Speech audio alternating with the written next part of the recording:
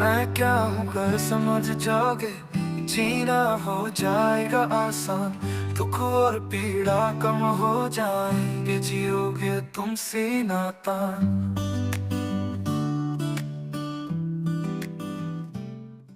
तो बाबा जी के प्रति कृतज्ञता अर्पित करते हुए जीवन विद्या एक परिचय पुस्तक से प्रश्न उत्तर दूसरा प्रश्न, और ये पेज नंबर है 141 हिंदी और इंग्लिश के लिए।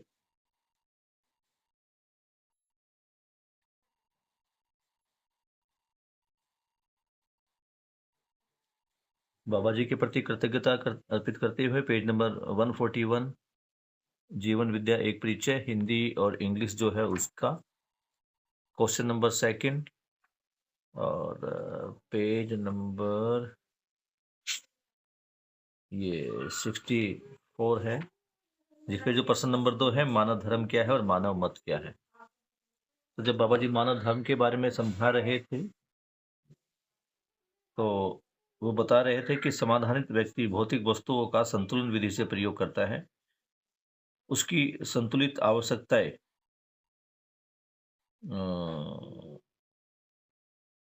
आर्थिक आवश्यकताएं, धार्मिक आवश्यकताएं कहलाती है। जो संतुलित उसकी जो आवश्यकताएं है, यानी क्या चाहिए उसकी आवश्यकताएं, अगर ये कंफर्म हो जाए हर आदमी की, तो इसे ही धार्मिक आवश्यकता कहा गया है। फिर बाबा जी बता रहे हैं कि अगर हमें सुख चाहिए तो उसके लिए समाधानित होना ही जरूरी है। अगले पॉइंट में बाबा जी बता रहे हैं कि अस्तित्व न घटता है ना बढ़ता है, इसमें विकास क्रम विकास और जागृति क्रम जागृति चलती रहती है। बाबा जी ने मानवीय आचरण और मानवीय संविधान और समाजशास्त्र के बारे में भी उसके बाद बात की है। अब पेज नंबर जो है ये है हिंदी वाली जो बुक है 66, और जो इंग्लिश वाली है उसमें 45 है। मनुष्य बहुत अच्छे ढंग से वर्तमान में विश्वास रखते हुए जी पाता है। तो बाबा जी बता रहे हैं कि नित्य वर्तमान है। बाबा जी ने प्रकृति की 4 अवस्थाओं के बारे में बताया, और जो अलग अलग धरती ग्रह गोल नक्षत्र है उनके बारे में बता रहे बाबा जी की वहाँ पे हो सकता है किसी पे एक अवस्था हो, किसी पे 2, 3, 4 अवस्थाएं हो सकती हैं। धरती जैसी भी अनेक धरतियां हो सकती हैं जहाँ पर चारों अवस्थाएं प्रकट हो चुकी है। कुछ धरतियां ऐसी भी है जहाँ पर जागृति क्रम भी प्रमाणित हो चुका है। तो बाबा जी यही बता रहे हैं कि मनुष्य बहुत अच्छे ढंग से वर्तमान में विश्वास रखते हुए जी पाता है। अस्तित्व न घटता है न बढ़ता है, इस रूप में परम सत्य के रूप में अस्तित्व को पहचान सकते हैं। अस्तित्व यानी जो अभी बाबा जी बात कर रहे थे खालिस्तान की व्यापक में जो बता रहे थे, सत्ता में संप्रक्त प्रकृति ही अस्तित्व है। अस्तित्व के बारे में क्या बता रहे हैं, जो व्यापक सत्ता में संप्रक्त प्रकृति है उसी के बारे में बता रहे हैं। ये ना घटता है ना बढ़ता है। वर्तमान कभी नष्ट होने वाला नहीं है, वर्तमान रहेगा ही। वर्तमान का मतलब है टुडे, अब। तो अगर ये पूरी धरती बम से ब्लास्ट हो जाए और सारी अवस्थाएं खत्म हो जाए तब भी धरती रहेगी, इसका नित्य वर्तमान रहेगा। हम अपनी बुद्धि से वर्तमान में संतुष्ट हैं क्योंकि व्यवस्था में जी नहीं पाते। ब- बाबा जी बता रहे हैं कि हम अपनी बुद्धि से, मतलब बुद्धि में जो समझ बनी, वैसे बुद्धि 4.5 क्रिया में एक्टिव नहीं होती, लेकिन फिर भी बुद्धि में जो भ्रम है उससे हम असंतुष्ट हैं क्योंकि हम व्यवस्था में जी नहीं पाते, जिसके फलस्वरूप विगत में जाते हैं, जिससे कुंठित हो जाते हैं, पीड़ित होते हैं। आज हम व्यवस्था में नहीं हैं तो हम विगत की बातें करते हैं, भूतकाल की बातें करते हैं, वर्तमान से पीड़ित रहते हैं, वर्तमान की चिंता रहती है। इससे क्या होता है कि हम कुंठित हो जाते हैं, भविष्य में जाते हैं, कुंठित हो जाते हैं, पीड़ित हो जाते हैं। अस्तित्व में व्यवस्था नाम की कोई चीज नहीं है, अस्तित्व संपूर्ण व्यवस्था ही है। तो बाबा जी बता रहे हैं कि जो भी अव्यवस्था है वो मानव निर्मित संसार में है। अभी आपको ध्यान होगा तो महेंद्र भैया हमारे स्कूल में आए थे तो उन्होंने भी अस्तित्व और संसार पर एक बहुत बड़ी जानकारी आपको दी थी। अभी मनुष्य, वो दरवाजा बंद कर दो, पोल्यूशन बहुत ज्यादा है इधर आज।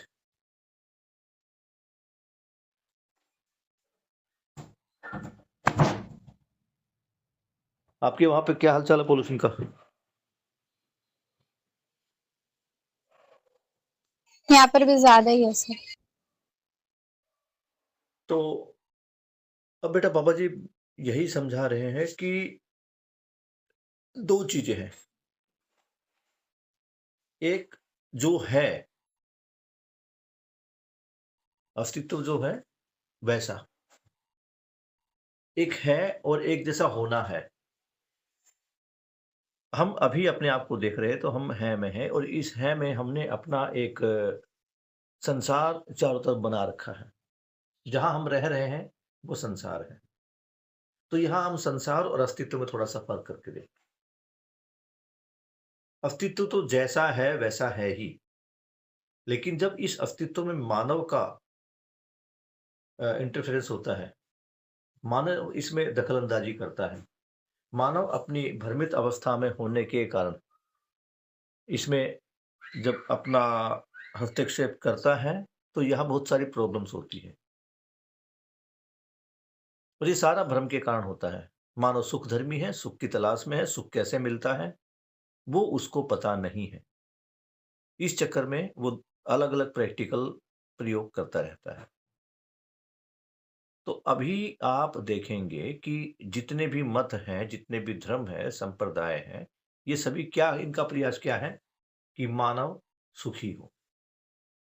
सुखी होने के लिए सभी धर्मों ने, सभी पंथों ने, सभी मतों ने अपने अपने कुछ नियम बना रहे हैं।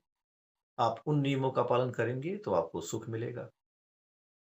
फिर कुछ धर्मों में या सभी धर्मों में अगर हम देख पाते हैं तो मानव के मुक्ति की बात की जाती है। किसी भी धर्म में देख लो, खासकर अगर हम हिंदू धर्म से जुड़े हुए हैं और हिंदू धर्म में हम देखते हैं तो क्या देख पाते हैं कि जब से पैदा हुए हैं तब से कि ऐसे कर्म करोगे तो स्वर्ग मिलेगा, ऐसे कर्म करोगे तो नरक मिलेगा, और उसके बाद कुछ ऐसे कर्म भी है जिनको करने से आपको मुक्ति मिलेगी या मोक्ष मिलेगा। मोक्ष कहां से मिलेगा उसको देखना है। तो कह रहे संसार के जो दुख हैं उन दुखों से मुक्ति मिलेगी। बार बार आपको संसार में पैदा नहीं होना पड़ेगा, आपको जन्म नहीं लेना पड़ेगा। ये जन्म मरण से मुक्ति को ही मोक्ष बोला गया। लेकिन जन्म मरण कहाँ है? जन्म मरण को वो संसार में देख पा रहा है। संसार क्या है? जो मनुष्य ने स्वयं बनाया। जब मनुष्य इस धरती पर पैदा हुआ उस समय ये धरती अपने आप में एक सिंगल पीस था।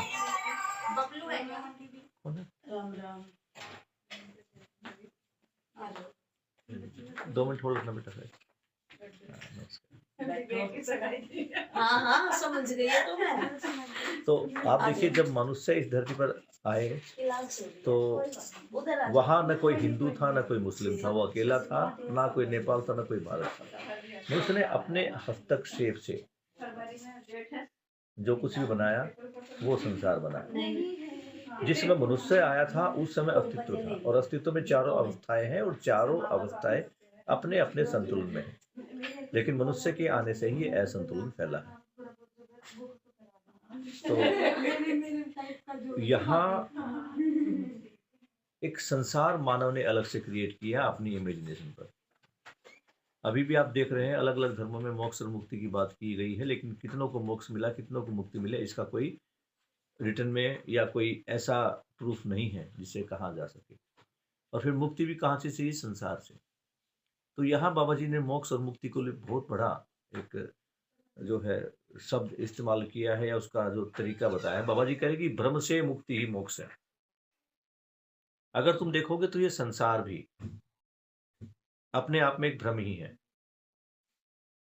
सुखी होने के लिए मनुष्य ने जो माया जाल तैयार अपने चारों तरफ कर लिया है, ये सुविधा संग्रह, ये वस्तुओं का संग्रह, और ये अपना पराया का दीवार जो खींच लिया है, इसी के कारण संपूर्ण दोष, संपूर्ण जो कष्ट है, संपूर्ण जो दुख है, इसी के कारण है। आप इसको अभी देख भी पा रहे होंगे। दूसरी बात, ये चीजें भ्रमवश बढ़ती ही जा रही है। आज मनुष्य अलग अलग मतों में, अलग अलग धर्म पंथों में जाकर केवल और केवल पीड़ा ले रहा है।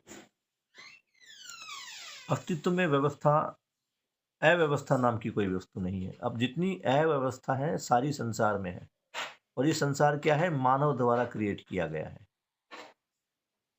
अब मुक्ति भी इसको, मानव को यही से चाहिए। तो इस मुक्ति का बस एक ही इलाज है, वो समझ। इसका कोई व्रत, कोई कथा या किसी धार्मिक अनुष्ठान में भाग लेना, ये इसका इलाज नहीं है। आपको अगर व्यवस्था बनानी है तो व्यवस्था के लिए समझ की जरूरत है, और समझ आएगा ज्ञान से। और बार बार बाबा जी बता रहे ज्ञान 3 प्रकार का है। अभी तक किसी भी बेटे एक बार ये दरवाजा बंद कर दो भाई प्लीज। तो अभी तक जितने भी मत हैं, जितने भी संप्रदाय हैं, धर्म है, ये जीवन पर काम नहीं कर पाए। जीवन पर काम नहीं हुआ तो समझ बनी नहीं। मैं क्या हूं, इसी में भटक कर रह गए। कभी अपने आप को ब्रह्म कहा गया, कभी अपने आप को मिथ्या कहा गया। तो ये सारी समझ से बाहर की चीजें थी। इसी पर अलग अलग धर्म, अलग अलग मत, अलग अलग संप्रदाय बने। और ये देखो, मनुष्य सुख चाहता ही है, मनुष्य खुशी चाहता ही है। जब उसको एक मत में, एक विचार में खुशी नहीं मिलती तो दूसरे में जाता है, दूसरे में नहीं मिलती तो तीसरे में जाता है, तीसरे में नहीं जाता तो चौथे में। ये भटकाव उसका लगा ही रहता है। और ये नहीं कि ये इस मत से इस मत में आया, या इस धर्म से इस धर्म में आया, इस जाति से इस जाति में आया। उस जाति के लोग भी बने हुए हैं। तो अब देखो आप, विचार जो है, दुनिया में इतने सारे विचार आ चुके हैं। और मैं बार बार आपसे एक प्रश्न पूछता हूं, और फिर आज उस प्रश्न को एक बार पुनः मैं दोहराता हूं, कि जब ये धरती बनी थी और इस धरती पर पहले मानव ने जन्म लिया था, तो क्या उस समय उसका जन्म किसी भगवान ने किया, या विकास क्रम विकास में ही उसका जन्म हुआ? इसको समझना पड़ेगा। अभी तक बहुत सारे मत और बहुत सारे संप्रदाय, जातियां या धर्म ऐसा मानते हैं कि मनुष्य के को बनाने वाला, इस धरती को बनाने वाला कोई न कोई है, जिसको उसने देवता, अल्लाह, ईश्वर या जीसस का नाम दे दिया। कुछ धर्मों में या कुछ पंथों में कुछ हो सकता है, कुछ अलग बात भी हो, कुछ अलग भी कहा गया हो, लेकिन मोस्टली सबके अनुसार कोई न कोई क्रिएटर है जिसने बनाया है। उसके बाद फिर मनुष्य पैदा हुआ, कुछ और मनुष्य पैदा हुए, वो एक साथ रहे, एक विचार में बंधे। उस समय तक भी वहां कोई भगवान नहीं था। फिर उन्होंने ही अपनी कल्पनाओं में ईश्वर का निर्माण किया। तो अब ये सोच के देखिए कि भगवान को बनाने वाला ईश्वर है, सॉरी, भगवान को बनाने वाला मानव है, या मानव को भगवान ने बनाया है? हम क्या सोचते आ रहे हैं और है क्या वास्तव में, इसको देखना है। क्या लगता स्नेहा, मानव ने भगवान को बनाया है, भगवान ने मानव को बनाया है? राम सर हाँ, मानव ने मानव ने भगवान को बनाया, और हम मानते क्या आ रहे हैं? आकृति, हाँ आकृति या और बोलना उसको भगवान ने बना दिया। बाकी वो चीज तो ऑलरेडी थी ही, अस्तित्व के नाम पे ना, हर चीज में। अस्तित्व के नाम पे सब कुछ था ही, उसको बनाने वाला कौन है? ये प्रकृति सहज व्यवस्था में हो रहा है, या कोई एक व्यक्ति विशेष, कोई एक ईश्वर विशेष आया और उसने कोई जादू टोना किया, कोई ताली बजाई, कोई मंत्र फूका और ये पृथ्वी बन गई? ये तो सह अस्तित्व के उसमें हो ही रहा है। ये हो ही रहा है। उसके बाद मानव ने अपनी सुविधा के लिए, अपने विचार को और ज्यादा ठोस रूप देने के लिए इन देवताओं का निर्माण किया। अब यही बता रहे हैं, आप समझिए उस चीज को, कि बाबा जी कह रहे हैं कि आप्त वाक्य वो आधार है, वो सत्य है, वो महान है, या उनको लिखने वाला? किसी ने रामायण लिखी, तो रामायण में जो श्लोक लिखे, वो श्लोक ज्यादा इंपॉर्टेंट है या जिसने वो श्लोक बना के लिखा वो ज्यादा महत्वपूर्ण है? ज्यादा इंपॉर्टेंस किसका है, रामायण लिखने वाले का या रामायण का?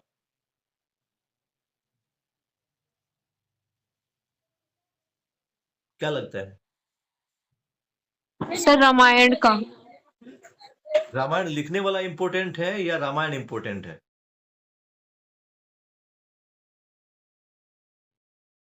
इसी को समझना है। स्नेहा ने एक कविता लिखी, तो वो कविता बड़ी है या स्नेहा बड़ी है जिसने कविता को लिखा?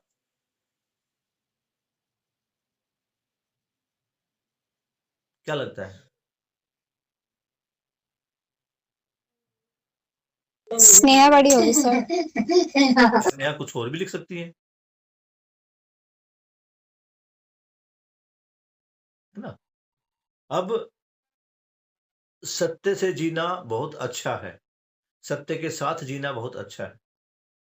ये वाक्य लिखने वाला महान है या इस वाक्य को जीने वाला महान है?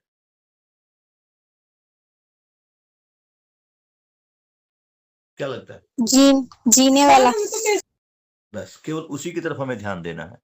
तो अस्तित्व में अव्यवस्था नाम की कोई चीज नहीं है, अस्तित्व संपूर्ण व्यवस्था में है। आप देखो, चारों अवस्थाएं मानव को छोड़कर बाकी 3 अवस्थाएं व्यवस्था में है, अस्तित्व में। तो जितनी भी अव्यवस्था है ये सारी संसार में है। कौन से संसार में? जो मानव ने बनाई है अपनी बुद्धि के दम पर, अपने ज्ञान के दम पर। और ज्ञान उसको लगता है कि ये ज्ञान है, वास्तव में वो अज्ञान ही है। अब समृद्धि के भाव पर बात बाबा जी कर रहे हैं कि मानव जब कोई भी वस्तु बनाता है तो वह बिगड़ता ही है। जैसे यंत्र बनाता है तो बिगड़ता ही है, घर बनाता है तो खराब होता ही है, पर वस्तु का नाश नहीं होता। इसलिए घर बिगड़ा, पुनः बना लिया। हमारे पास श्रम नियोजन के लिए वस्तु है ही। जीवन में अक्षय बल है, अक्षय बल है ही। हमारी अक्षय शक्तियों को शरीर के पोषण, संरक्षण और समाज गति के लिए हम नियोजित कर लेते हैं। इसे हम कहते हैं समृद्धि। अब देखो, जितने भी ये पदार्थावस्था की इकाई है, इनसे अगर हम किसी वस्तु का निर्माण करते हैं, उदाहरण के लिए मनुष्य घर बनाता है या कोई वस्तु बनाता है, कोई भी चीज बनाता है, तो एक समय बाद वो नष्ट हो जाती है।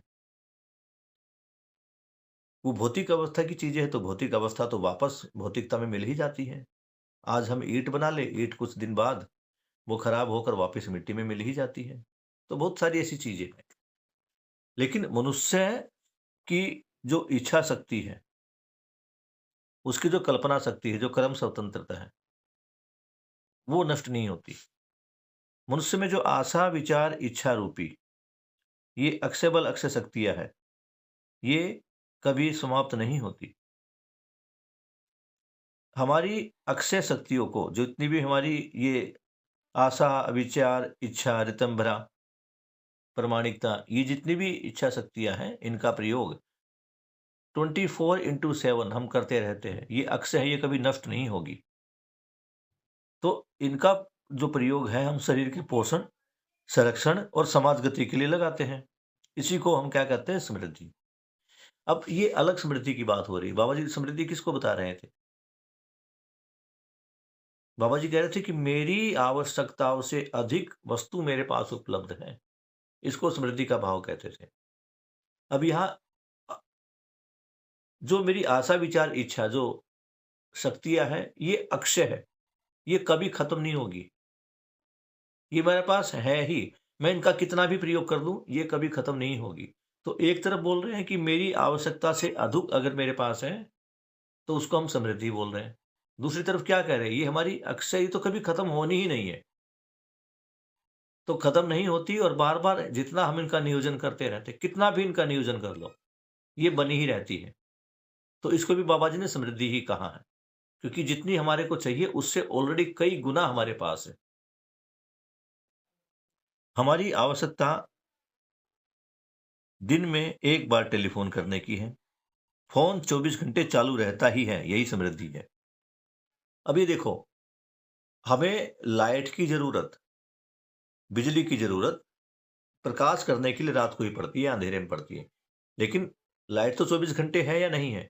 इसी को समृद्धि का भाव कहा गया। जितना चाहिए उससे ज्यादा अवेलेबल है। वही टेलीफोन मेरे पास 24 घंटे रखना है, चालू है 24 घंटे, लेकिन उस 24 घंटे में से मैं कितनी देर कर पाता हूं? 2 मिनट, 4 मिनट, 5 मिनट। या अगर मैं मोबाइल देख लिया मैंने, मेरा मोबाइल चार्ज है, उसमें रेंज है, तो रेंज जो है उसको कहते हैं समृद्धि। घर में जो बिजली है 24 घंटे, इसको बोलते हैं समृद्धि। मेरी आवश्यकता से अधिक जो वस्तु उपलब्ध है। हमें दिन में एक बार ही कहीं जाना है, लेकिन घर में साइकिल पूरा दिन रखा रहता है। इसी भाव का नाम है समृद्धि। खाना, 1 क्विंटल अनाज है, 20 क्विंटल अनाज पैदा कर लेते हैं, यही है समृद्धि। आप ये देखो कि यहाँ हर एग्जाम्पल में आवश्यकता से अधिक चीज अवेलेबल है। अब देखो, मेरे पास घर में बिस्तर 24 घंटे के लिए मेरे घर में बेड रखा है। मुझे सोना कितना टाइम है? तो जितना समय मुझे सोना है उससे ज्यादा समय के लिए मेरे पास वो बेड अवेलेबल है। तो इसी को भाव को दिया समृद्धि। दूसरा, क्या कहते हैं, ये समृद्धि के भाव में हम क्या करते हैं? जो चीजें मेरे पास आवश्यकता से अधिक वस्तु उपलब्ध है, उसको मैं क्या करता हूं? उसको मैं किसी और को दे सकता हूं। घर में जो मोबाइल फोन है, मैंने एक कॉल कर लिया, किसी एक ने और कॉल कर लिया, किसी एक ने और कॉल, वो मोबाइल सबके काम आ रहा है।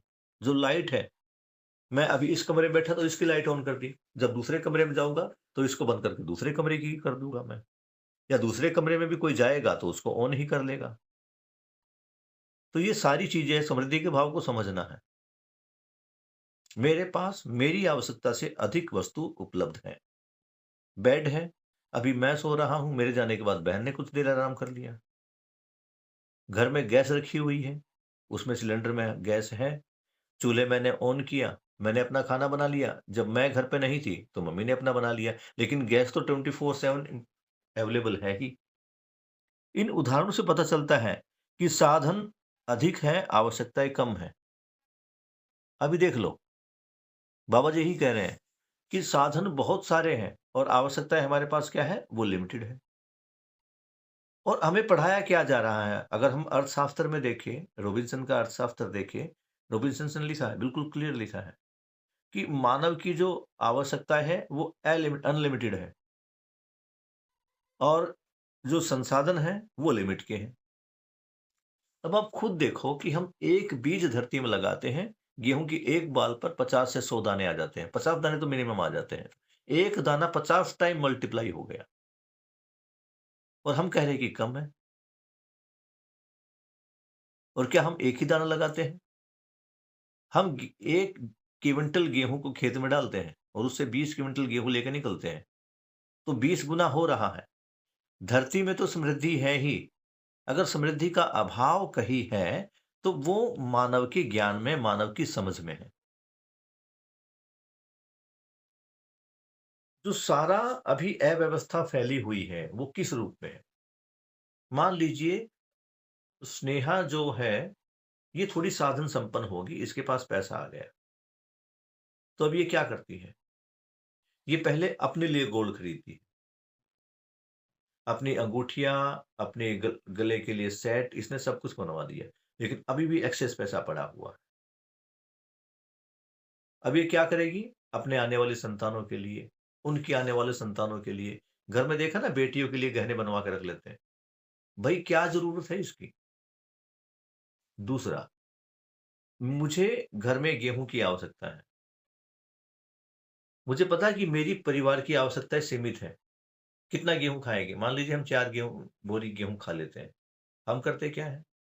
हम एडवांस में 1 बोरी एक्स्ट्रा लेके चलते हैं। अगर एक एक परिवार एक एक बोरी एक्स्ट्रा लेके चलता है तो करोड़ों परिवार है, तो गेहूं में तो गड़बड़ आएगी ही।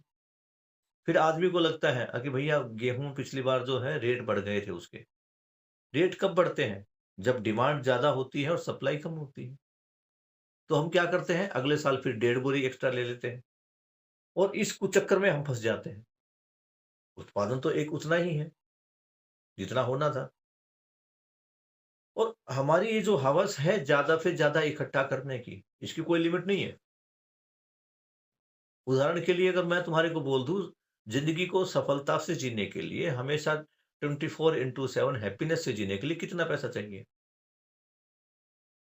दे दिया उतना पैसा। लेकिन गारंटी नहीं है कि मुझे हैप्पीनेस मिलेगी, मुझे खुशी 24/7 मिलेगी। कितने अमाउंट में, कितने गेहूं में, कितने सोने में, कितने बड़े मकान में, कितनी तनख्वाह में, कितनी धन संपत्ति में मैं खुश हो जाऊंगा, इसका कोई पैमाना नहीं है। इसलिए आदमी की हवस बढ़ी हुई है, ज्यादा से ज्यादा इकट्ठा करने पर लगा हुआ है। उसके बाद फिर ज्ञान की बातें भी करते हैं कि खाली हाथ आए थे, खाली हाथ जाएंगे। ये सच है, मनुष्य खाली हाथ आता है या नहीं आता है इसका मुझे नहीं पता। लेकिन जब आदमी जाता है तो समझदारी के साथ जाता है, और यही जो समझदारी है, ये समझदारी जीवन में हमेशा बनी ही रहती है। इसको देखना है। अभी सभी आयामों में समृद्धि को अनुभव कर सकते हैं। समृद्धि को अनुभव करना एक आवश्यकता है। भौतिक संसार का कोई उपयोग है तो केवल मानव समृद्धि का अनुभव करे। भौतिक संसार का कोई उपयोग है तो केवल मानव समृद्धि का अनुभव करे। समृद्धि का अनुभव करने का एक ही तरीका है, हम परिवार की आवश्यकता से अधिक उत्पादन कर लें। समृद्धि के साथ व्यवस्था में जीने से समाधान की निरंतरता रहती है। समझदारी के उपरांत समाधान के बाद समझदारी नित्य हम में बना ही रहता है। इसके लिए कहीं दौड़ना नहीं पड़ता। यही सुस्वादन का आधार है। जब भी समस्या ध्यान में आता है, सुस्वादन करते बनता नहीं। इस प्रकार समाधान के अर्थ में समझदारी, श्रम के नियोजन के आधार पर समृद्धि तथा सह अस्तित्व के साथ व्यवस्था में जीने से अभय अनुभव होता है। इस प्रकार मैंने देखा, समझा है, जिया है और आपको समझा रहा। बाबा जी एक बात बिल्कुल स्पष्ट कर रहे हैं, ये सारा खेल समझदारी का है। समझदारी से ही समाधान है, समाधान से ही समृद्धि है। इसको ऐसा भी देख सकते हैं कि समृद्धि है तो समाधान है। तो समझदारी से समाधान और समृद्धि दोनों ही। जब मेरे पास मेरी आवश्यकता से अधिक सामान उपलब्ध है तो मेरे पास कोई समस्या है ही नहीं, अर्थात मैं समाधानित हो गया। समाधानित होने का मतलब है मैं सुखी रहने लगा, मैं खुश रहने लगा। सारा जो लड़ाई झगड़ा, सारा जितना भी दौड़ है वो खुशी की तो है। तो समृद्धि के भाव के साथ हमें खुशी मिलती है। और समृद्धि का भाव कैसे आता है? समझदारी से आता है। तो दोनों समाधान और समृद्धि इंटरकनेक्टेड है।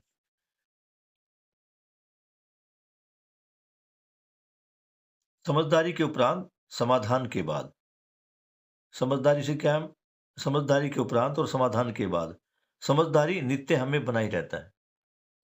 समझदारी थी, समझदारी से समाधान हुआ, तो समाधान जिस समझदारी से बनी वो समझदारी तो हमारे पास रहेगी ही। अगर मुझे किसी समझदारी से खुशी का वो एहसास होता है तो वो समझदारी मेरे साथ हमेशा बनी ही रहेगी। तो बाबा जी इसी को समझा रहे हैं कि इस प्रकार समाधान के अर्थ में समझदारी, श्रम के नियोजन के आधार पर समृद्धि। जो मेरा श्रम है उसका जब मैं नियोजन करता हूँ तो क्या होता है, जब मैं अपना पूरा श्रम लगाता हूँ तो मुझे अपनी आवश्यकता से अधिक उत्पादन होता ही है। तो बाबा जी कह रहे हैं कि श्रम से समृद्धि और सहअस्तित्व के साथ व्यवस्था में जीने से अभय। जब मुझे लगता है कि हम एक दूसरे के साथ ही आगे बढ़ सकते हैं तो हम एक दूसरे का शोषण नहीं करते। अभी समझदारी के अभाव में ही मानव ने प्रकृति की चारों अवस्थाओं का शोषण करना प्रारंभ कर दिया है। तो जब समझदारी आएगी उसको पता लगेगा, वो समझेगा कि मेरा स्वयं का रहना भी या स्वयं का जीना भी तभी संभव है जब मैं चारों अवस्थाओं के साथ व्यवस्था में रहूंगा। अभी आप देखिए दिल्ली में इतने सारे पटाखे जलाए हैं, इतना पोल्यूशन हुआ है। ये समझदारी का कार्य था या भ्रम का कार्य था? और इस समझदारी से या इस जो गलती है मानव की, इससे क्या चारों अवस्थाओं में संतुलन बन पाया? और अंततः मनुष्य का ये जो भ्रमित कार्यक्रम था, किसको नुकसान दे रहा है? ये स्वयं मानव को ही परेशानी कर रहा है। आज इस पॉल्यूशन में, ये पॉल्यूशन हमारे द्वारा ही फैलाया गया है, तो हम तो प्रभावित हैं ही। क्या जीव जंतु प्रभावित नहीं है? कि ये जो वनस्पतियां हैं, ये प्रभावित नहीं है? तो मानव की एक नासमझी ने प्रकृति की तीनों चारों अवस्थाओं को खतरे में डाल दिया है। इस प्रकार में देखो, बाबा जी ने ये देखा है, समझा है, जिया है। क्या जिया है? कि समझदारी के पश्चात समाधान, समाधान के अनुसार श्रम नियोजन से समृद्धि, और जब समृद्धि आ जाती है तो आपस में जीने में जो एक दूसरे का डर है वो खत्म हो जाता है, इससे अभय आता है। और जब ये तीनों एक साथ खड़े हो जाते तो सह अस्तित्व प्रमाणित होता है। तो पहले क्या है? समझदारी, समाधान, समृद्धि, अभय और सह अस्तित्व। समाधान किससे आएगा? ज्ञान से आएगा, समझ से आएगा, और समझ ही बीज है जो हमें सह अस्तित्व तक लेकर जाएगी। तो बाबा जी बात कर रहे हैं न्याय की। अखंड समाज सार्वभौम व्यवस्था में जीने योग्य हो जाते हैं, सत्य प्रमाणित होने योग्य हो जाते हैं। तो न्याय क्या है? न्याय यही क्या है कि अखंड समाज, मैं पूरे समाज के साथ, पूरी प्रकृति में हर मानव के साथ अपने संबंध को देख पाता हूं, उन संबंधों का निर्वाह करता हूं। तो क्या होगा? समझदारी पूर्वक मानव अखंड समाज सार्वभौम व्यवस्था में जीने लायक हो जाता है। और सत्य क्या है? प्रमाणित होने योग्य हो जाते हैं। प्रमाणित किसको करना है? सह अस्तित्व को। सह अस्तित्व ही सत्य है। व्यापक में जो व्यापक है, व्यापक में जो हम अनुभव करते हैं, व्यापकों को ही सत्य बोला गया है। तो सत्य क्या होगा? प्रमाणित होने योग्य हो जाएंगे जब हम अनुभव को प्रमाण कर लेंगे, जब ज्ञान को प्रमाण प्राप्त कर लेंगे। तो ज्ञान कैसे प्राप्त होगा? जो हमें ज्ञान प्राप्त हुआ समझ के साथ, वो प्रमाणित कैसे होगा? हमारे आचरण में, हमारे व्यवहार में। जब अखंड समाज सार्वभौम व्यवस्था बन जाएगी तो इसमें क्या प्रमाण होगा? हमारा ज्ञान, हमारी समझ ही प्रमाणित होगी। यहां तक क्लियर है बेटा? समझ में आ रहा है? कुछ पूछना है यहां तक?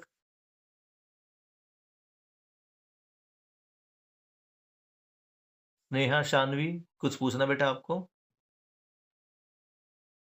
नहीं सर, मैं ठीक है, तो मुझे बता दो सह अस्तित्व कैसे प्रमाणित होगा? शानवी आप बताओ बेटा। सोनू बेटा, एक गिलास दूध दे मेरे को। सर सहज को प्रमाणित करने की जरूरत थोड़ी ना है। अगर हम इसको ना छेड़े और इस पे ज्यादा मतलब मैनमेड वाला वर्क ना करें तो ये तो अपने आप प्रमाणित है ही। इसको प्रमाणित करने की जरूरत नहीं पड़ेगी। अच्छा, ऑलरेडी प्रमाणित है।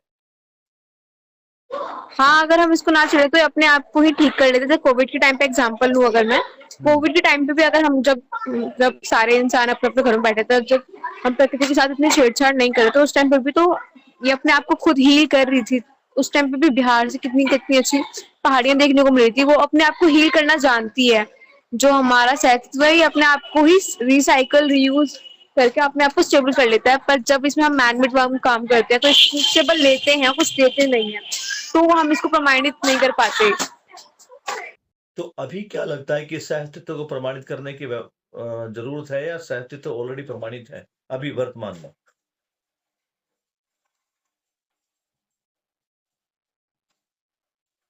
आज की सिचुएशन में अगर देखें तो क्या सह अस्तित्व प्रमाणित है? क्या मानव समझ पा रहा है कि मेरा प्रकृति की चारों अवस्थाओं के साथ क्या संबंध है? क्या मनुष्य व्यवस्था में है? बताओ बेटा।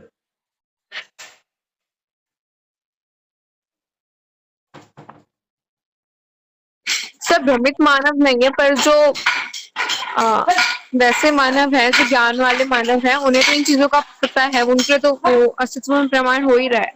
पर जो भ्रमित मानव है उनके लिए वो प्रमाणित नहीं है। वो चारों अस्तित्वों में एक साथ संतुलन नहीं बना पा रहा है। भ्रमित मानव, जो कि ज्यादातर भ्रमित मानव ही है, तो सह अस्तित्व में भ्रमित मानव ज्यादा होने के कारण सह अस्तित्व को प्रमाणित करने की जरूरत पड़ती है आज के टाइम पे, पर इसमें जरूरी नहीं। तो सह अस्तित्व कैसे प्रमाणित होगा? क्योंकि जो देखो 4.5 क्रिया है उससे अगर बाहर निकल के अगर मानव सोचे तो शायद ये हो सकता है। सर तो फिर तो ये एक तरह से पूरी की पूरी वर्ल्ड मतलब वापस से ये हो जाएगा कि मतलब सारे के सारे इंसानों को यहाँ से इवॉल्व कर दो, हटा दो, इरेडिक्ट कर दो, फिर ये अपने आप संतुलन में आ जाएगा। ओके, और कोई रास्ता? अभी तक बाबा जी किस रास्ते की बात कर रहे हैं?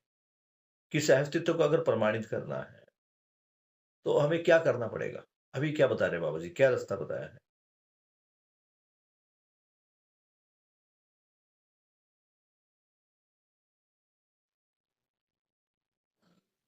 बताइए।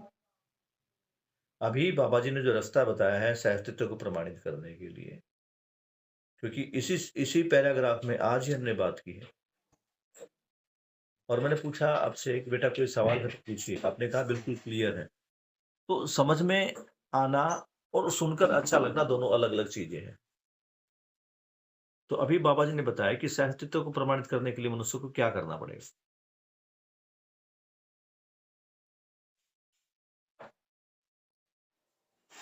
और अभी तक किस चीज की कमी रही है जो मनुष्य अब तक सहअस्तित्व को प्रमाणित नहीं कर पाया है? क्या लगता है? क्योंकि नोट भी करते रहो, खाली सुनने से बात नहीं बनती। बताओ बेटा स्नेहा।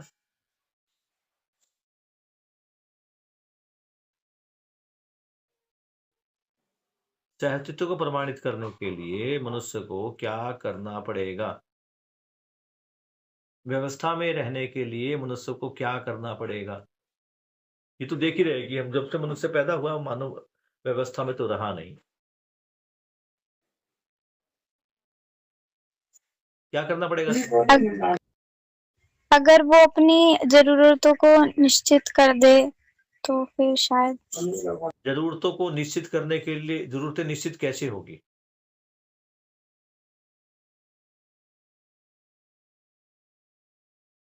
स्टार्टिंग तो कहीं ना कहीं से करनी पड़ेगी ना। वो जरूरतों को निश्चित कैसे करेगा? जरूरतों को निश्चित करने के लिए किस चीज की जरूरत है? सर जब वो अपने वो प्रॉस्परस वाला जो उनका भाव होता है कि उनको संपूर्ण है, उस संपूर्ण भाव को समझकर जितना उनके पास है उसमें समृद्धि भाव लेके जो एक्स्ट्रा है जो उनको नहीं चाहिए उसको सेव ना करके दूसरों में बांटे, उस टाइप से हमारी जरूरतें फुलफिल भी हो जाएंगी, बाकियों के लिए बच भी जाएगा ठीक है, मैं यहाँ तक और भी लोग लालची मैं नहीं यहाँ बनेंगे। तक भी तुम्हारी बात को स्वीकार कर रहा हूँ कि प्रोस्पेरिटी के भाव में आए, जो उसके पास आवश्यकता से अधिक है वो सबके लिए खुलापन रखे। सही है, लेकिन ये खुलापन रखने का जो विचार उसके मन में आया, ये विचार कैसे आया? इसके लिए क्या चीज चाहिए विचार को लाने के लिए? समझ। जी, बाबा जी वही तो बात सारी कर रहे हैं कि अगर आज मनुष्य, इसको लिख लो, आप नोट कर लो, ये एक बात समझ में आ गई ना तो हमें जड़ पता लग जाएगी। जैसे आज हम कह रहे हैं कि लक्ष्मी की तबीयत खराब है, मैंने बताया मेरी भी तबीयत खराब है, और देखो तो मोस्टली लोगों के आज गले चौक है, खांसी आ रही है, जुकाम हो गया है, आंखें भरी हुई है, जलन है उनके अंदर। ये इतनी सारी बीमारियां हैं, इनसे मुक्ति मिले इसके लिए क्या जरूरत है? किस चीज की जरूरत है? कैसे मिलेगी मुक्ति? आई ड्रॉप डालने से, दवाइयां लेने से, या मुंह पे मास्क लगाने से? क्या इन चीजों से हमें मुक्ति मिल जाएगी या किसी और चीज की जरूरत है? और अगर किसी सर और पहले तो बचाव करना पड़ेगा, उसके बाद जड़ पे काम करना पड़ेगा। तो अभी हम कहाँ काम कर रहे हैं? बचाव पे काम कर रहे हैं, जड़ पे काम कर रहे हैं? और जड़ पे काम करने के लिए भी किस चीज की जरूरत है? समझ गई। इतना ही समझना है। और अभी तक जिस चीज का अभाव रहा है मनुष्य में, वो चीज भी क्या है? पृथ्वी पर जो असंतुलन है वो क्यों है? किसकी कमी के कारण है? समझ गई। अब तुम अल्टीमेटली बिल्कुल बेस में पहुंच गए हो, जड़ में पहुंच गए हो। तो सारा काम कहाँ किसके ऊपर करना है? हमें समझ के ऊपर। अब कितने लोग हम समझ के ऊपर काम कर पा रहे हैं?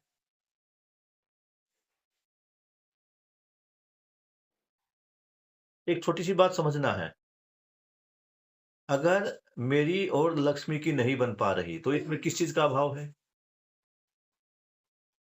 मेरी अपनी बेटी के साथ, पत्नी के साथ, पति के साथ, भाई के साथ, या प्रकृति की अन्य तीन, बेटा एक गिलास पानी और दे दे, प्रकृति की अन्य तीन व्यवस्थाओं के साथ मेरे विचार नहीं बन रहे हैं, नहीं मिल रहे हैं, तो किस चीज की कमी है?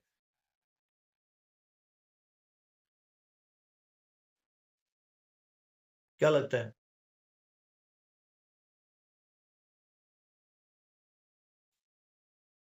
किस चीज की कमी शानवी? समझ की।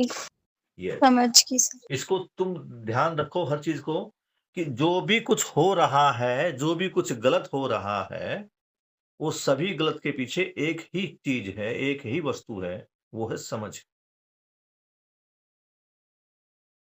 और जब समझ होगी, समझ नहीं है तो क्या हो रहा है? समस्या। समझ नहीं है तो क्या फील हो रहा है? कमी। कि घर में मेरे पास सब कुछ है, फोन भी है, बेड भी है, सारी चीजें आवश्यकता से अधिक है। इस घर को भी देखो तो तुम ये आवश्यकता से अधिक, कई बार हमें लगता है ना कि मेरा घर तो बहुत छोटा है, तो इसको भी हम देखें तो ये घर भी दो परिवारों के रहने के काम आ सकता है, दो व्यक्तियों के रहने के काम आ सकता है। जिस तरह से ऑफिस में शिफ्ट होती है ना, 2 से 10, फिर 10 से 6 और फिर 6 से 2, ये 3 शिफ्टें होती है। तो घर में भी हम चाहे तो एक घर में 3 शिफ्ट हो सकती है। मैं नौकरी पे गया, मेरे पीछे से तो घर क्या है, खाली है ना। इसमें कोई दूसरी शिफ्ट वाला रह ही सकता है। जो बेड मैंने लिया है, वो बेड दूसरा भी इस्तेमाल कर सकता। मैं तो अब निकल गया ऑफिस के लिए। घर में जो लाइट है, पंखा है, बेड है, ये कोई और यूज कर सकता है, नहीं कर सकता? ये समझ का अभाव है। मेरा जो अपना पराया का मैंने एक दीवार खड़ा कर दिया ना, कि मेरा घर, मेरे कपड़े, ये देखो मेरा अपना पराया का दीवार कितना खड़ा हो गया है। अगर मेरी बहन ने मेरे कपड़ों को भी छेड़ दिया, तो तूने क्यों पहना, मैं अपने लिए लेके आई थी, ये होता है या नहीं होता? मेरी कोई काम की वस्तु है, मेरी कोई किताब है, कॉपी है, पेन है, वो बहन ने उठा ली, तो वहां उस कॉपी पेन में भी अपना पराया है या नहीं है? है। वो किसके कारण है?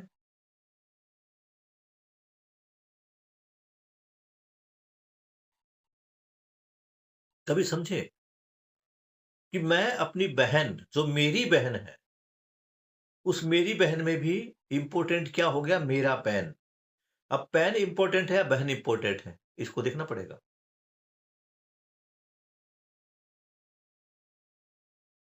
तो अगर पेन मेरे लिए इंपॉर्टेंट है या बहन मेरे लिए इंपॉर्टेंट है, और मैं किसको ज्यादा महत्व दे रहा हूं, ये किसके ऊपर डिपेंड कर रहा है? यहाँ किस चीज की तुम्हें कमी लग रही है? समझ की। क्यों स्नेहा? जो भी कुछ हो रहा है, जो भी कुछ गलत हो रहा है, उस सब के पीछे एक ही वस्तु है, वो क्या है? समझ। पर सर समझ। अभी जो आपने एग्जाम्पल दिया, उस एग्जाम्पल में मैंने समझ की अपनी गलती समझ ली कि मतलब सामने वाला अपनी समझ की वजह से उस चीज का मतलब आदी बनता जा रहा है, उस चीज का लालची बनता जा रहा है। फॉर एग्जाम्पल प्रॉपर्टी की बात कर लेते हैं, मैं हूँ, लक्ष्मी है, हम दोनों के पास प्रॉपर्टी इक्वल है, पर जो थोड़ी सी कहीं से निकल आई है उसके लिए लक्ष्मी ज्यादा लालची बनती है या फिर मैं ज्यादा लालची बनती हूँ, तो लक्ष्मी मेरे को, तो मैं लक्ष्मी को मतलब समझ के वो प्रॉपर्टी का हिस्सा दे देती हूँ कि हाँ ठीक है कोई बात नहीं, इसमें समझ नहीं है तो लड़की कोई फायदा नहीं है, बहन इंपॉर्टेंट है मेरे लिए, प्रॉपर्टी नहीं है। तो अब नेक्स्टली होता क्या है, इस तरह से तो मैं अपनी बहन को बढ़ावा दे रही हूँ ना, कि मतलब अगर थोड़ी सी जिद और करूंगी मैं तो मतलब उसको लगे कि हाँ अगर मैं थोड़ी जिद और करूँ तो दीदी मुझे ये भी दे देगी, दीदी मुझे अपने हिस्से की भी दे देगी। तो इसमें तुम्हारी समझ की कमी है या लक्ष्मी की समझ की कमी है? पर अगर मैं उसी जगह पे उसको ना दूं, उससे लड़ूं, तो वहां पे फिर मेरी समझ की कमी आती है, क्योंकि बैल से बुद्धि मारना तो बेकार होता है फिर। मैं वही तो बात बता रहा हूं बेटा। कमी चाहे तुम्हारे अंदर है या लक्ष्मी के अंदर है या मेरे अंदर है या स्नेहा के, सानवी के अंदर है, कमी किस चीज की है?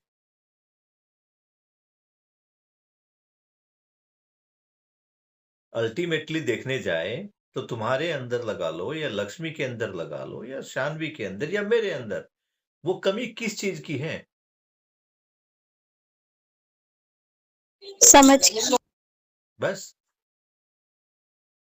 तो अब समझ की कमी है, तो समझ की कमी किस चीज से दूर होगी? वो प्रॉपर्टी ज्यादा देने से दूर होगी, या बलिदान देने से दूर होगी, या झगड़ा करने से दूर होगी, या समझने से दूर होगी?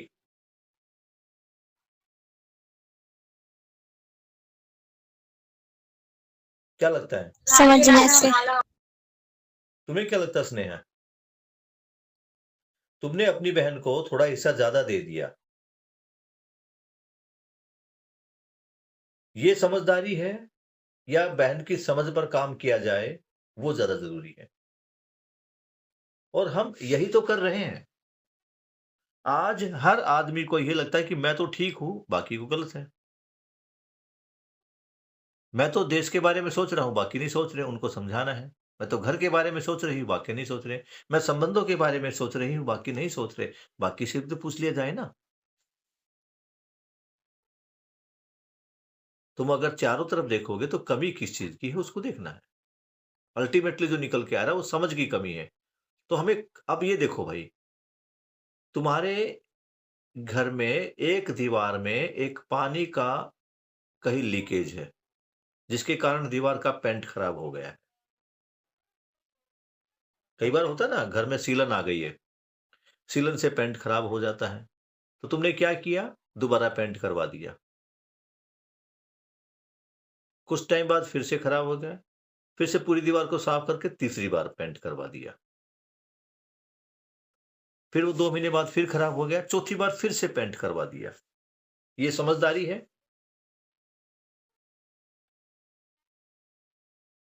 क्या लगता है?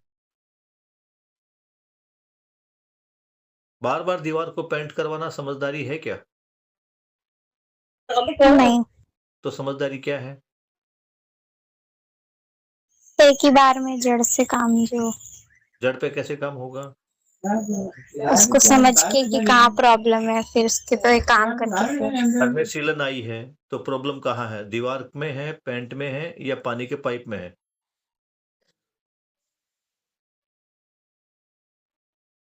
पाइप में, पानी में। तो अब पानी के पॉइंट को, पाइप को ठीक करना है या दीवार को पेंट करना है? पानी के पाइप को ठीक करने और का हम कर क्या रहे हैं? पेंट। कभी समस्या दूर होगी? नहीं। मुझे ये लग रहा है कि मैंने अपनी बहन को अपना हिस्सा भी देके एक बहादुरी वाला काम कर दिया, तो क्या मेरे ज्यादा हिस्सा देने से वो समझदार होगी, या समझाने से समझदार होगी? समझाने से। तो हम अपनी एनर्जी कहाँ वेस्ट कर रहे हैं?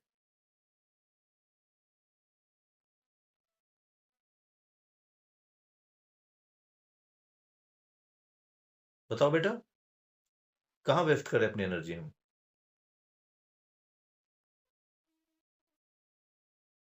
वही पेंट बार बार लगाना है। पकड़ पा रही बेटा?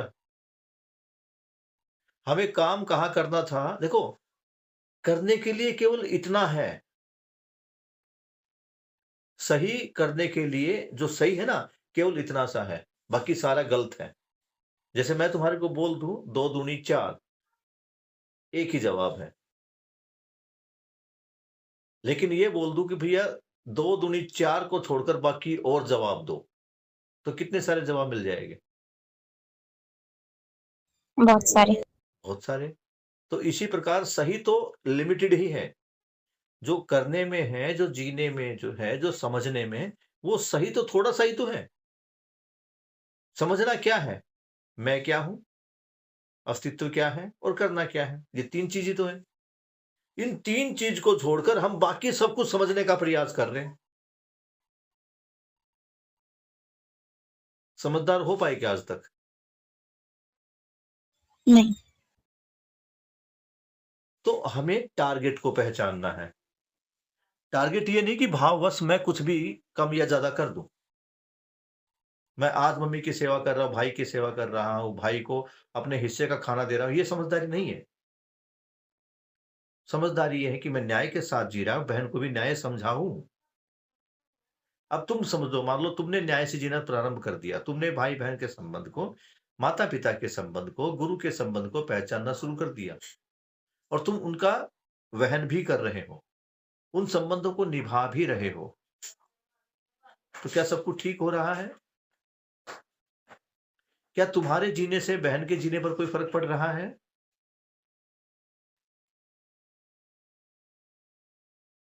क्या लगता स्नेहा? स्नेहा समझदार हो गई, क्या स्नेहा के समझदार होने से उसकी बहन पर कुछ असर पड़ रहा है? नहीं सर।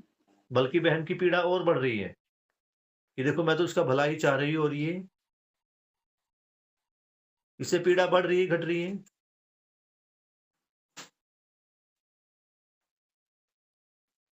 क्या लगता है स्नेहा? तुम्हारी पीड़ा इससे घट रही है या बढ़ रही है? सर बढ़ी रही है। तो अब काम कहाँ पर करना है? बहन की समझदारी पर करना है या अपने जीने को और बेहतर करना है? थोड़ा-थोड़ा देखना पड़ेगा। सर। और हम लगा कहाँ रहे हैं फ़ोर्स? गाड़ी में पेट्रोल नहीं है और ये देखकर कि गाड़ी नहीं चल रही है, पूरा इंजन खोल के रख दिया। यही तो हम कर रहे हैं। और गाड़ी के इंजन खोलने से समस्या बढ़ेगी या घटेगी? बढ़ जाएगी। हम वही तो कर रहे हैं बेटा। संबंधों में समस्या बढ़ा रहे हैं, घटा रहे हैं। तो अगर कुछ भी चीज़ डिलीवर करने वाली है, तो वो समझ है। स्कूलों में शिक्षा है, समझ कहाँ है? घर में भी शिक्षा है, समझ कहाँ है? और समझ नहीं है, तो अव्यवस्था है। तो व्यवस्था को लाने वाली एक ही वस्तु है, वो है समझ। सारा काम उसी समझ पे करना है। वो पहले समझ किसकी है? मेरी अपनी। मुझे उस पे काम करना है। और फिर मुझे सही लग रहा है, बहन को भी वहाँ तक लाना है। It is not a easy task, बहुत डिफ़िकल्ट है। कल मैं एक घटना तुम्हारे को शेयर करूँगा अभी। एक बार कितना रह गया है, इसको भी देख लेते हैं। इनको अभी भी लगभग 2.5 पेज का बचता है। 3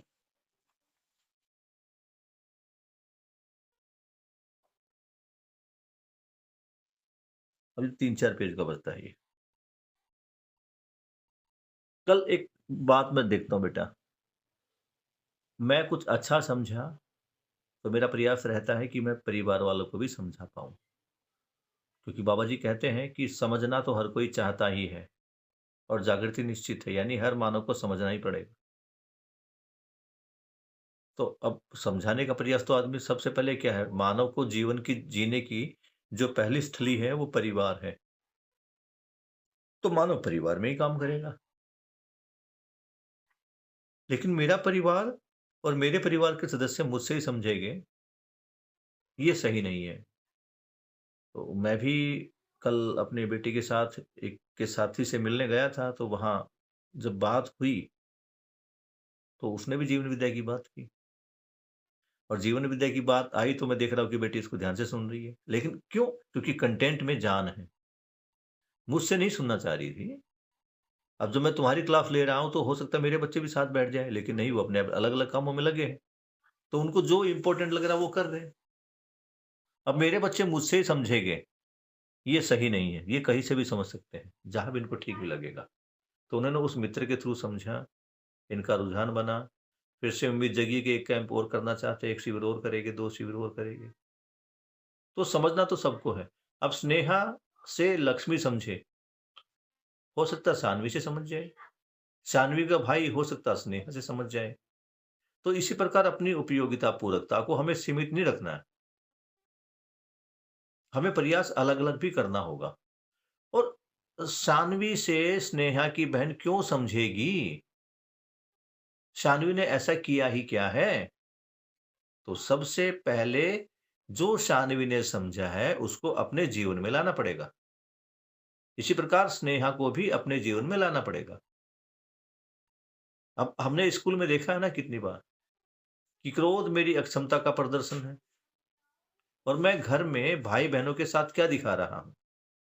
एक तरफ तो मैं कह रहा हूं कि मैं समझदार हो रहा हूं, मेरी क्षमता का विकास हो रहा है, और दूसरी जगह मैं क्या दिखा रहा हूं?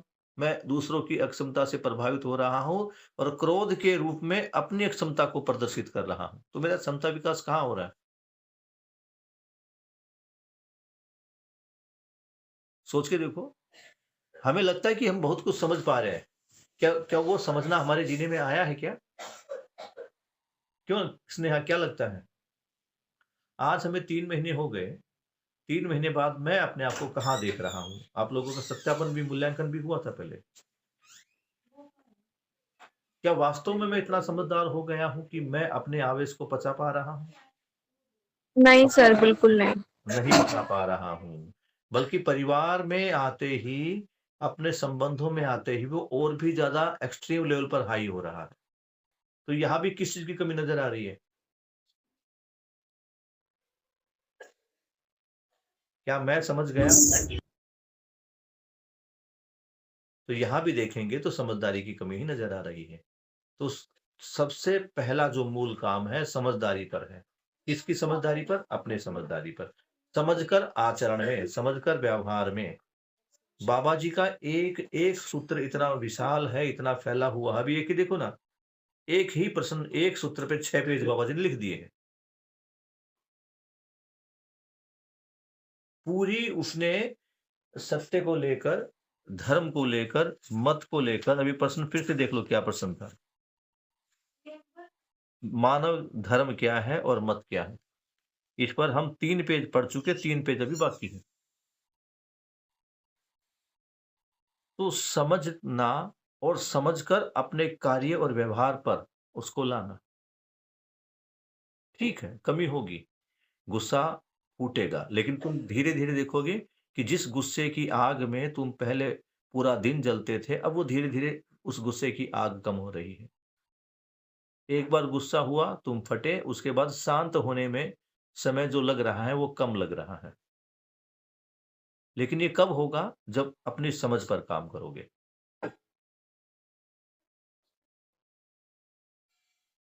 लगा तुम्हें कभी कि पहला गुस्सा आता था, पूरा-पूरा दिन आपस में दूसरे से बात नहीं करते थे, मुँह सूजे रहते थे और अंदर ही अंदर जलते भूनते रहते थे? कुछ हल्का-फुल्का उसमें कमी महसूस हुई है किसी को?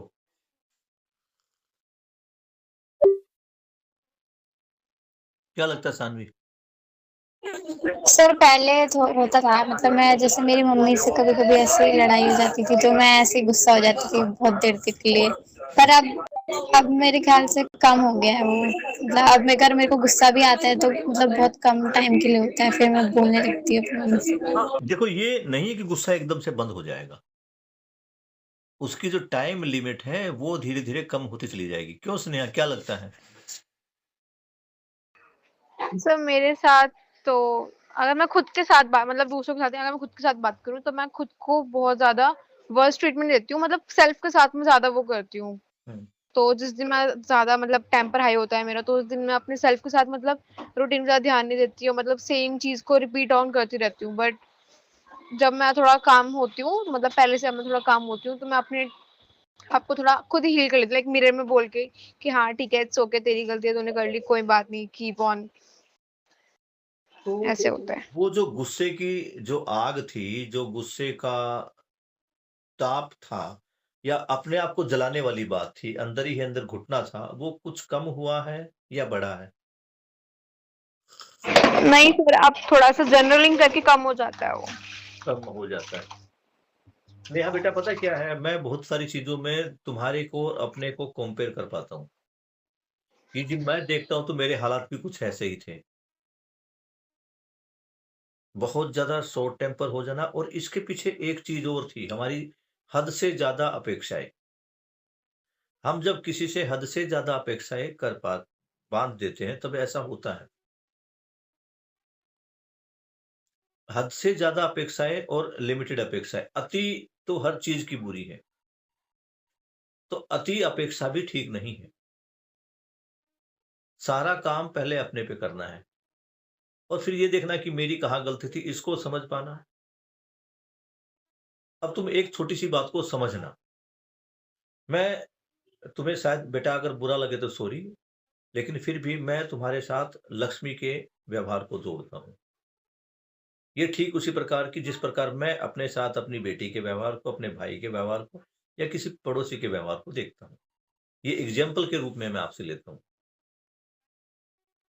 जैसे-जैसे मैं समझदार हो रहा हूँ, जैसे-जैसे मेरी समझ का विकास हो रहा है, तो मुझे ये देखना चाहिए कि पहली बात, कोई भी संसार का मनुष्य मुझे परेशान करके खुश नहीं है। वो बस अपनी खुशी चाहता है। एक तो इस बात को गाँठ मार लो, सबसे बड़ी बात कि प्रकृति में हर मानव जो भी कुछ करता है अपनी खुशी के लिए करता है, मुझे परेशान करने के लिए नहीं करता। तो फिर मैं परेशान क्यों हो रहा हूँ? अगर लक्ष्मी ने मेरा पेन ले लिया, तो लक्ष्मी खुश होना चाहती है, ना कि वो मुझे परेशान करना चाहती है और मैं समझ क्या रहा हूँ? मैं क्या समझ रहा हूँ?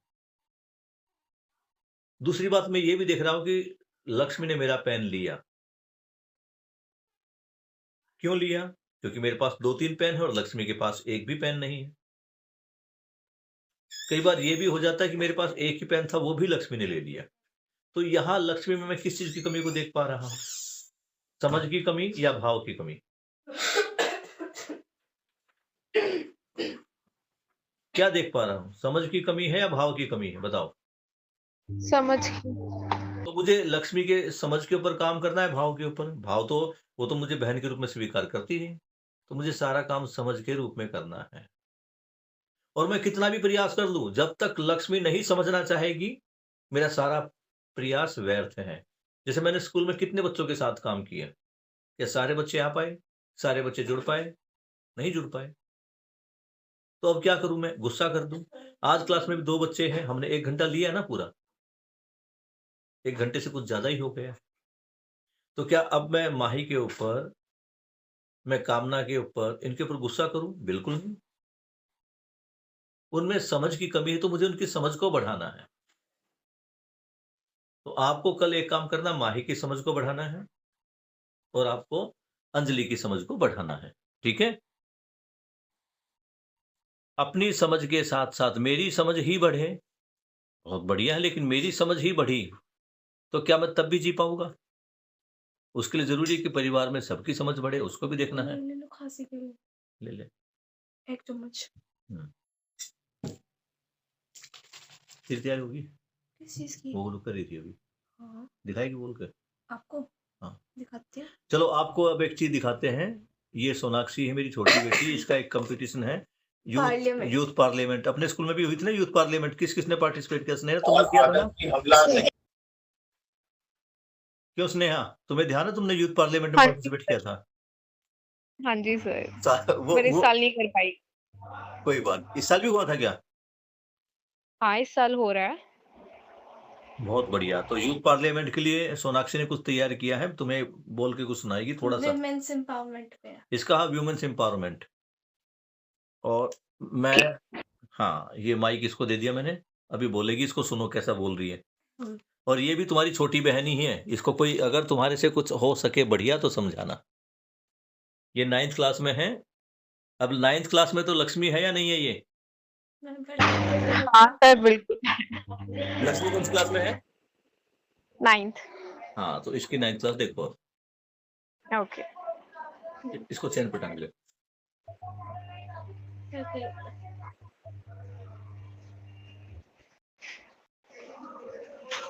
मैं तो मिली थी शायद से इनसे। हाँ, yes. start. Today, it's time not to beg for women's right, but to claim them, to demand them, and to remind this nation that without women's empowerment, freedom itself is incomplete. Honorable members, respected members of this parliament, we talk about becoming a superpower. We talk about digital India. We talk about developed India. But tell me, How can a nation be powerful when half of its strength is still chained by discrimination and fear? सदियों तक समाज ने कहा औरत कमजोर है, पर आज मैं इस सदन से पूछती हूँ, कमजोर कौन? वो औरत जो जीवन को जन्म देती है, या वो जो टूट कर भी परिवार को संभालती है, या वो जो मुश्किल में सर उठाकर खड़ी रहती है? नहीं अध्यक्ष महोदय, वह कमजोर नहीं, वह बस इस देश की सबसे बड़ी शक्ति है। We don't want sympathy. We demand equality. Not tomorrow, not someday, but right here, right now in this very nation. महिला सशक्तिकरण का मतलब महिलाओं को शक्ति देना नहीं, उनकी पहले से मौजूद शक्ति को स्वीकार करना है। पर हम क्या करते हैं? उनकी आवाज दबाते हैं, उनकी क्षमताओं पर शक करते हैं, उनके निर्णयों पर सवाल उठाते हैं और फिर पूछते हैं that why women are not succeeding. सच्चाई यह है कि महिलाओं को अनुमति ही नहीं, पर समाज को परिवर्तन की जरूरत है। Honorable members, the time for empty promises is over and it's time for action. Real action in homes, in schools, in workplaces and in the corridors of power. Let us build a nation where every woman can walk with a head held high and where daughters are not killed before birth and where empowerment is not just a word in debate but in reality. अंत में कहना चाहूंगी, अगर सच्चा विकसित भारत चाहिए तो अपनी महिलाओं को सशक्त बनाओ, क्योंकि जो देश अपनी नारियों का सम्मान करता है वो कभी गिरता नहीं, कभी हारता नहीं, कभी डरता नहीं। धन्यवाद।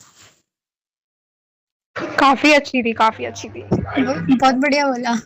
इसने मेरे ख्याल से कितने दिन से शुरू किया तूने? आज ही करा। आज ही किया इसने ये? बहुत बढ़िया है, बहुत। आज के हिसाब से तो बहुत बढ़िया बोला है। हमें तो तब भी मतलब बहुत दिन लग गए थे ऐसे।